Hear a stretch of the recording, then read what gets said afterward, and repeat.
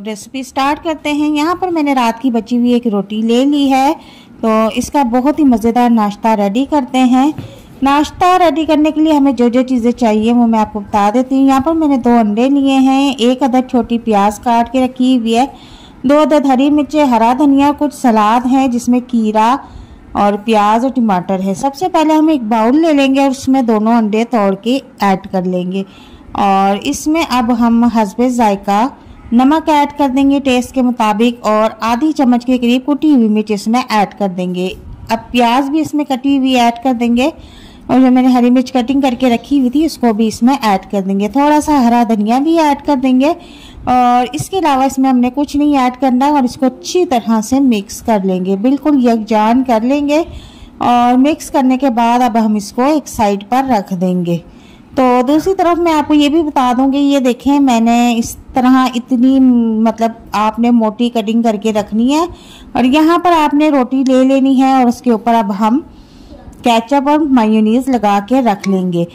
अपने टेस्ट के मुताबिक आप केचप और मेयोनीज इसमें इस्तेमाल कर सकते हैं और इसके बाद चम्मच की मदद से इसको स्प्रेड कर देंगे। बहुत ही मज़ेदार रेसिपी है, एक बार जब आप बनाएंगे ना तो बार बार बनाने पर मजबूर हो जाएंगे। अब इसको भी हम ढककर एक साइड पर रख देंगे। यहाँ पर मैंने एक पैन ले लिया है और उसमें 1 चम्मच मैंने घी ऐड कर दिया है। घी थोड़ा सा हम ज़्यादा ऐड करेंगे क्योंकि जो हम नाश्ता बनाने जा रहे हैं वो हमारा कम घी में जल ना जाए।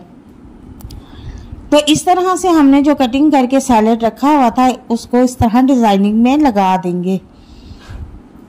छुरी या चिमटे की मदद से आप इस तरह इनको सेट करके रख सकती हैं। चूल्हे का फ्लेम यहाँ पर बिल्कुल नॉर्मल दाने दाने रखना है और इसके बाद मैंने इस पर थोड़ी सी कुटी हुई मिर्च ऐड कर दी है, थोड़ा सा नमक ऐड कर देंगे ताकि ये हमारा सैलेड बिल्कुल फीका ना हो। अब इसके बाद जो हमने ऑमलेट बना के रखा हुआ था, अंडे फेंट के रखे हुए थे, वो इसके ऊपर फैला देंगे। अब चूल्हे का फ्लेम थोड़ा सा हम तेज करेंगे, यहाँ पर ज़्यादा तेज नहीं करना, दरमियानी आंच रखनी है बस।